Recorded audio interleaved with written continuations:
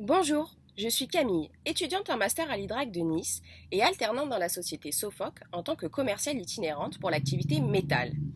Aujourd'hui, nous allons faire une brève présentation de l'entreprise sur laquelle nous avons travaillé. Ensuite, nous parlerons de nos observations quant à la revue de littérature qui découlera sur notre problématique stratégique. Dans un premier temps, Sofox est avant tout une société allemande et italienne basée dans le centre de la France.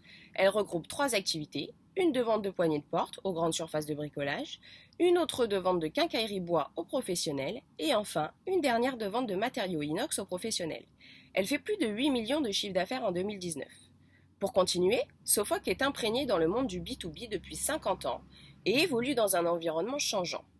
Et oui, nous pouvons observer que les TPE et PME, que sont notre clientèle, sont d'une rentabilité remarquable en France, qu'il y a un certain effet de mode sur le type de produit que nous commercialisons et que le transfert technologique est bien existant dans le monde du B2B. Il faut donc réussir à contrer le développement du marché en Asie, mais surtout faire face à l'intensité concurrentielle, qu'elle soit sur le net ou en physique. Sofoc grandit chaque jour avec notre force de vente spécialisée, un bon rapport qualité-prix et des compétences de stockage et livraison.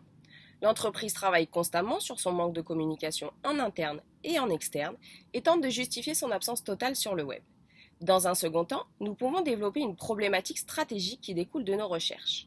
Nous démarrons avec un système de recherche assez classique, en passant par les disponibilités sur le web et ensuite le développement que certains professionnels ont effectué dans des ouvrages. Ainsi, nous avons réuni 25 sources différentes pour traiter un sujet brûlant d'actualité, l'impact de l'IA sur le monde du B2B. La veille informationnelle est coupée en 5 chapitres que nous pouvons résumer avec la ferveur que l'IA est un outil qui peut permettre de faire décoller des entreprises B2B, en termes de moyens de distribution, de communication, en interne à la société, mais aussi en externe. Le processus opérationnel peut être adapté pour le développement de toutes ces entreprises. Il y aura certes des réfractaires au changement, mais il est évident de partir du principe que les leaders d'aujourd'hui, en B2B et plus précisément dans le secteur d'activité de la quincaillerie, sont présents sur le net. Il faut donc savoir déterminer ses besoins, ses budgets et son plan d'action pour pouvoir mettre en place divers outils liés à l'IA. Nous pouvons donc officialiser notre problématique stratégique. Comment évoluer technologiquement en tant que fournisseur B2B de la quincaillerie avec l'ascension de l'IA? Nous pourrons développer ce sujet dans une seconde étape du dossier lors de ma deuxième année de master. Je vous remercie pour votre écoute et vous dis à très bientôt.